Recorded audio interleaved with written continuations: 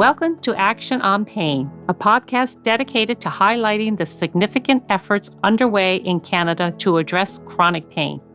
By presenting perspectives from individuals who live with pain, researchers, clinicians, and other stakeholders, we explore various impacts on people's lives and the initiatives, research endeavors, and the committed professionals working to effect meaningful change.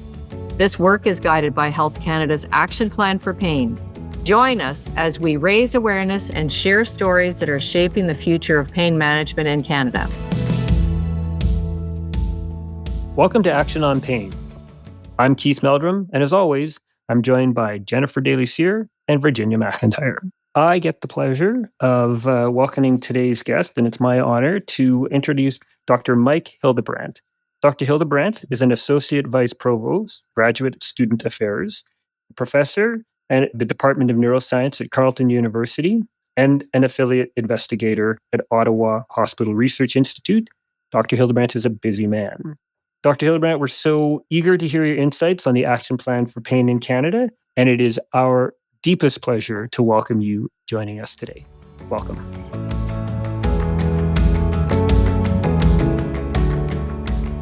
Thanks so much, Keith, and thanks to you all. It's a real honor to be here and talking about these things among dynamos in the landscape. Thanks, Mike. Really happy to be here. Thanks. Great. Thanks. And so we're going to start kicking it right off. So I want to learn a little bit more about your research, both with animal models and human tissue, and how you engage patient partners and how this is advancing the action plan. Awesome.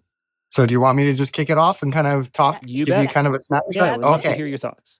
That sounds great. So my research started kind of with your typical rodent preclinical models. So we have models of pain, and really the goal of those models is to try to understand how pain processing is working normally, kind of at a molecular, cellular level, the different signals and how they're regulated to help drive normal pain, which we need to protect ourselves and all those reasons why pain is important.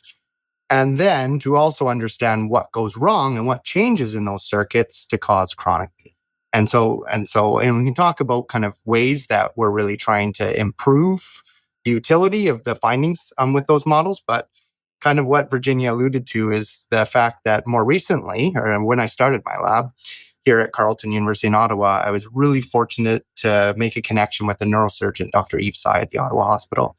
And Dr. Sy has access to spinal cord tissue from organ donors. So even though the person's passed away and they've obviously consented to being a donor, as well as the family has consented to be a donor, not just to save lives for the different donors, organs, but also for research. Amazing. And so it means we can take that human tissue and start to ask whether these mechanisms that we've been investigating and potential new treatments for pain that we're investigating in our rodent models, whether those same mechanisms and potential treatment targets are conserved in human spinal pain circuitry. And so that's been a really exciting new direction that our lab has been using.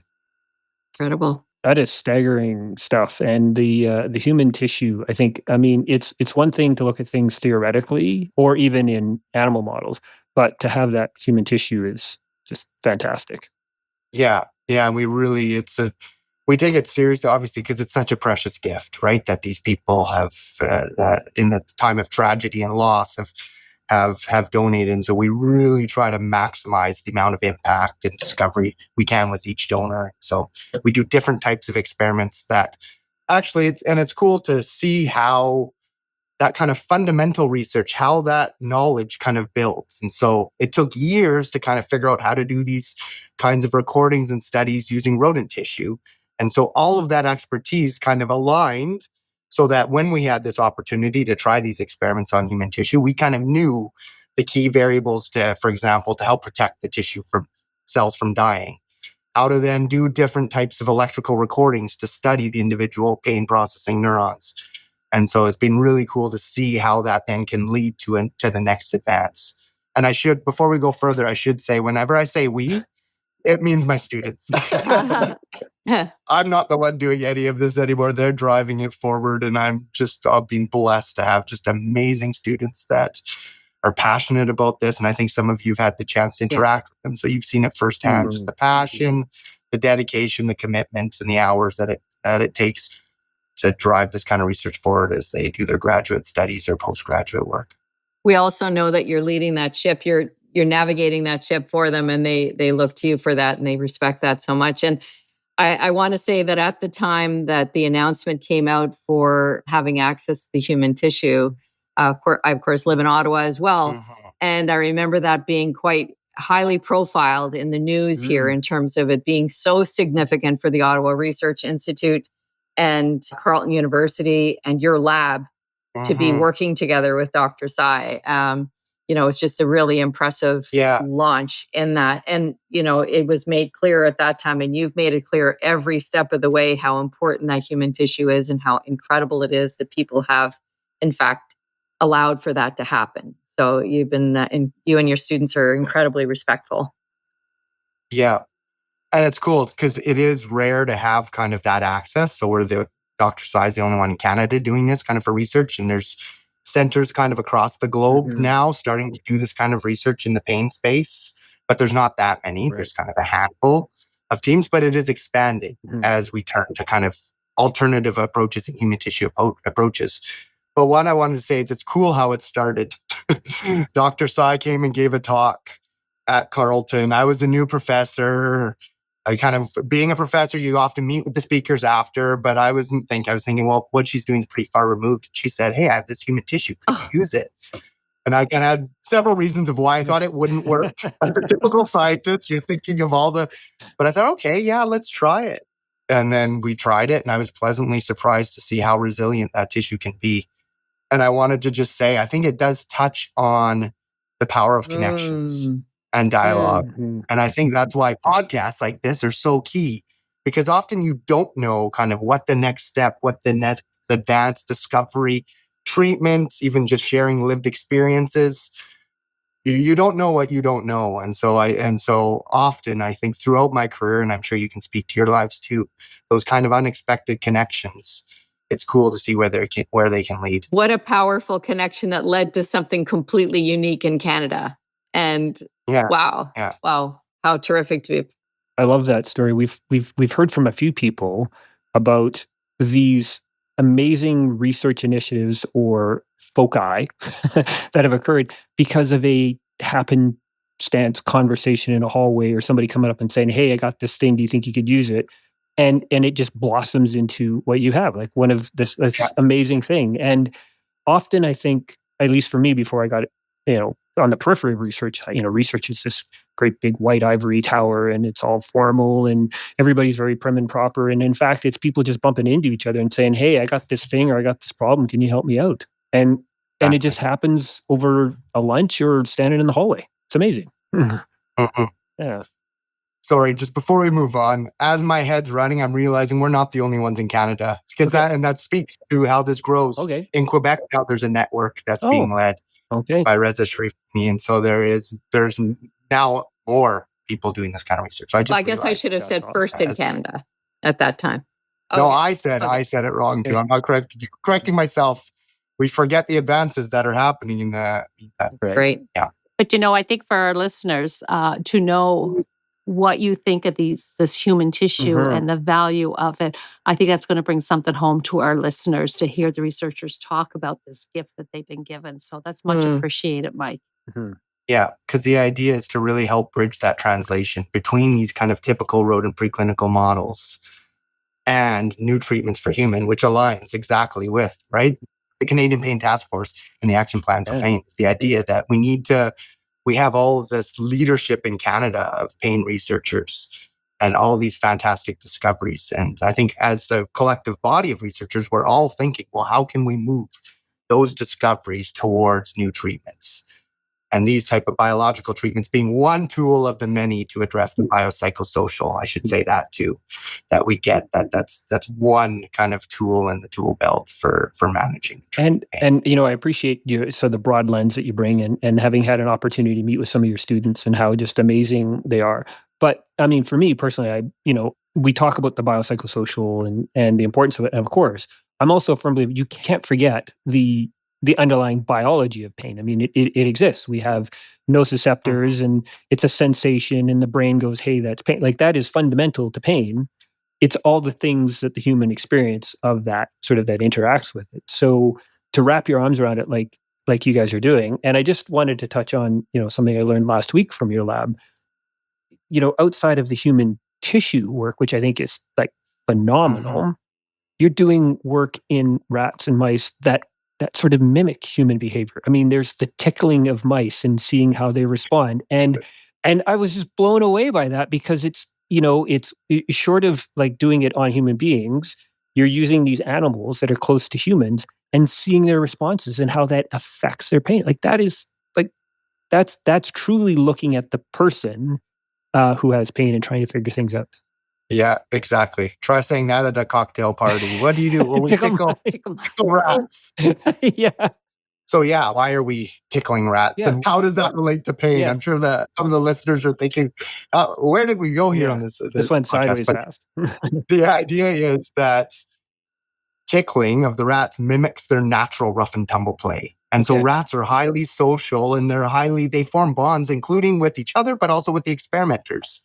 And so we're really trying to tap into rats being the idea that they have a biocycle, so their internal psychological states, and social. They're social. And so when we tickle them, they generate kind of this play behavior. What we've discovered too is that often we try to measure pain response, or we do measure pain responses by those kind of reflexive pain responses, which are one tool for rats. Right. And because we can't ask them if they're in pain, because they can't tell us like we can with humans. But actually, rats are talking. It's just some of their communication is in ultrasonic range that we don't hear. They have these ultrasonic vocalizations. And there's certain types at a certain frequency that they emit, 50 kilohertz frequency, that corresponds to laughing, basically. And so when you tickle them, they laugh. When they're playing in their arena with all their toys and running around, they laugh. And so we're using that as a way to measure the emotional state and emotional well-being of the rats. And then we can study the impacts of pain on those, pain states on those, and then see if we take potential treatments, how that impacts. So it's a way to try to measure and assess that emotional component to pain that is sometimes missing in some of our animal models. So that's the story behind why we are tickling. That's interesting. I mean, it's so applicable to people, right? So short of having human beings come into your lab and say, let me tickle you, which there's probably a whole human resources issue that will occur there by the university. So that's not going to happen.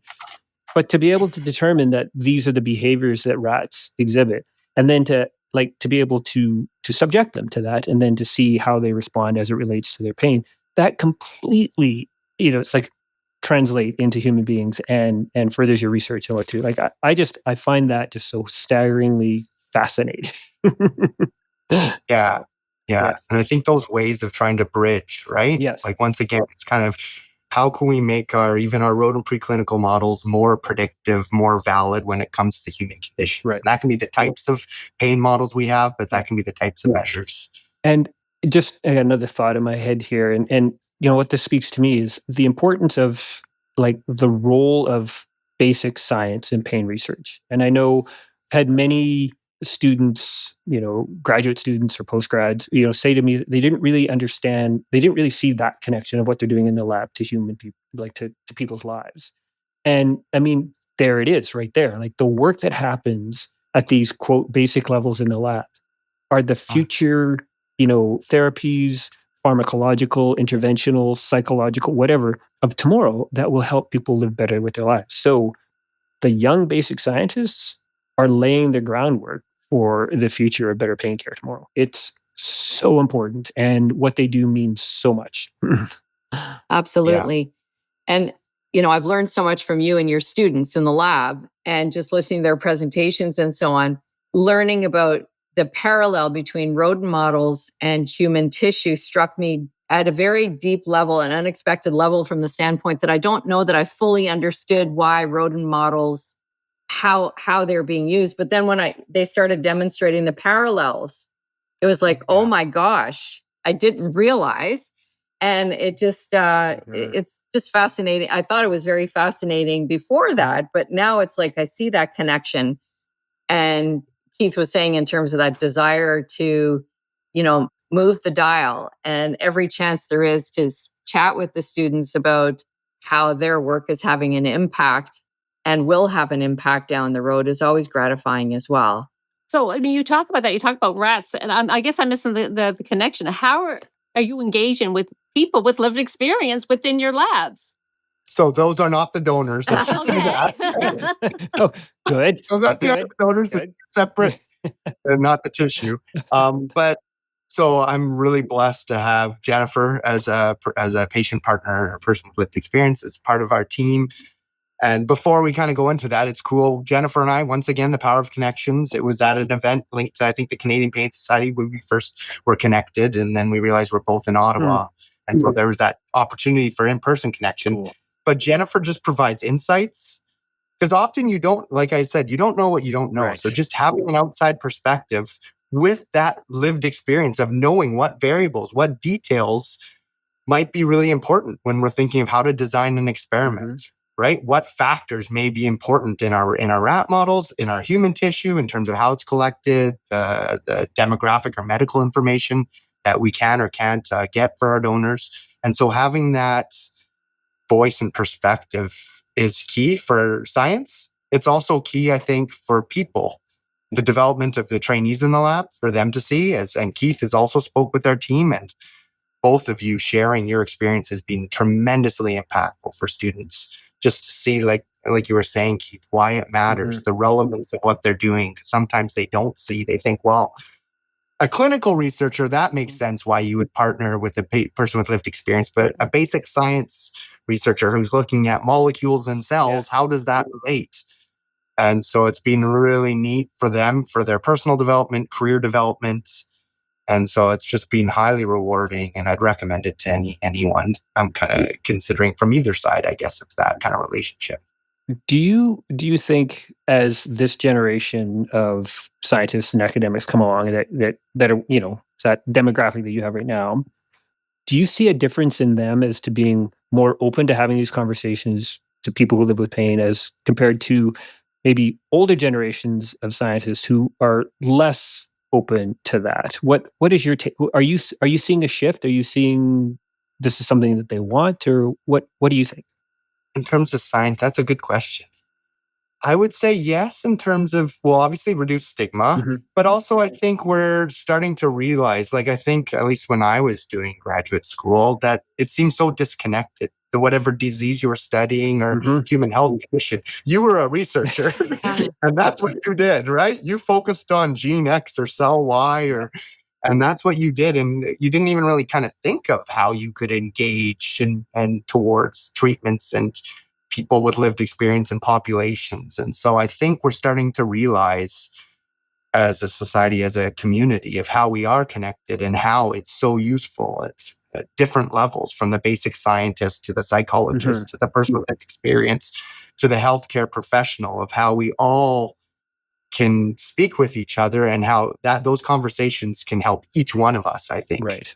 Yeah. So I think that's changing. I know for myself and some projects I've been involved in that it's actually kind of changed their direction with certain things you're looking at. Has that been an experience for you within your lab? 100%. Yeah, 100%. Those conversations, you never know. And it's hard to predict how, and it's often, initial discoveries can change direction. Like we had some research in sex differences that an initial finding, we're like, whoa.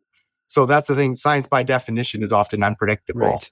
And so being open to those kind of new directions, which can come from within the discoveries, but it also can come from inputs from people like with lived experiences that can help shift how things go. Yeah, it certainly brings it why it's so important to have that lived experience at the table. Yes. Any thoughts around what next or what might be needed in order to keep the action plan for pain going, and as it aligns with your research and your lab and your graduate students and so on? So in terms of the big picture, in terms of the action plan, I think continued support for all the different levels of research and treatment, from healthcare services, right? Patient supports and all of those things, all the way to fundamental research. Is that because often we don't know, even though we want that bang for our buck in terms of moving it towards real world impact and that being in this case pain, we don't know what little discovery of what little molecule may lead to that. So that's why it's so critical to support research of all types. So that's one way. And then that knowledge translation I see, and that's at least in terms of my perspective and my involvement of having opportunities like this to chat with people from different perspectives, to also communicate what we're doing to the public, I see is really important in terms of translating that knowledge to discoveries, to understanding, to all of those things. I mean, they say, Mike, it takes 17 years to get your research out. Exactly. Besides this, how else do you get that out? Because as someone who lives with pain, I want to know, what have you found? What's going, what are the changes? Knowledge is power. Exactly. In both ways. And so that's where I think that can lead. In our lab, I guess it's just kind of continuing to work on some of these projects. We have some other kind of new directions. One kind of new direction is working with a chemist at the University of Ottawa to try to preserve that precious human tissue so that we can do more experiments on it. And so that's really kind of at the early stages, but it's just showing how, once again, working with people from different perspectives, in this case, a chemist, can potentially lead to new directions that I hadn't thought about before kind of meeting them and discussing what they do. It's hard to know in advance what doors are going to be open or what that will look like, right? So it just kind of carries on one layer to another. Yeah. That's great. And is there anything else you mentioned about having an opportunity just to talk about it? Is there anything we haven't talked about today that you feel like, oh, geez, I'd love to have an opportunity to mention this? No, except maybe just if I would end on one thing, just the power of trainees. And they're what energize me. They're what drive the team forward. And that's the most rewarding part of this gig, right? Is seeing them lead things and then them becoming their independent. I have my first PhD student who then was a postdoc and is now a professor at Waterloo, Anne-Marie Dedek, and just seeing them now and bringing new ideas. And so I think, and I think for all of us, right? That's in this community. And I guess that's the other thing we haven't touched on, the power and strength of the pain community in Canada. And things like Pain Canada and Canadian Pain Society, Chronic Pain Network, all these amazing, and I'm probably missing some, so sorry if I'm not, Power Over Pain, People in Pain Network. But we have all of these groups that are working together, and we have leaders in all of those different areas. And so I just feel blessed to be connected to some of them in different ways. And I'll just add one comment about, like, over to your point around seeing your students. You would see them obviously, like, frequently. On the occasions that I get to see your students, and over the last few years, I've seen the progress, within them, and just, their level of confidence and the depth of their research and their understanding and things. Well, I'm learning constantly when I'm in the lab, but it's very impressive to see what is happening within the Hildebrand lab at Carleton University. I mean, just that student group, trainee group alone is just very, very impressive, and under obviously phenomenal leadership. And so, but yeah, and I mean, so I guess just, we want to just thank you so much for taking this time, putting this perspective into what's happening in the lab for you, what's happening, how that's moving the dial in Canada, and how each of these aspects and features of the studies you're doing, whether it be with animal models or human tissue or both, are moving the dial in terms of action plan for pain, and how that collaboration and correlation across different organizations is happening. And so just need to thank you so much for taking the time with us today. We know you're a busy guy. I mean, you've got a very lengthy title. Holy smokes. But we appreciate it so much. Thank you, Mike. We'd also like to thank all of you who are tuning in to the Action on Pain podcast. Until next time. Thank you for joining us today on Action on Pain. If you enjoyed the discussion, please follow us on your preferred podcast platform to stay updated, and please share with your networks. A 5-star rating and review would help others find our show. Your feedback is important. This podcast does not contain any medical advice. Please consult with your doctor if you have any questions or concerns. The Action on Pain podcast is made possible by the generous support of the Chronic Pain Network, a national research and knowledge mobilization network. The views, opinions, and content shared by hosts and guests are their own and do not necessarily reflect those of the Chronic Pain Network or its funders.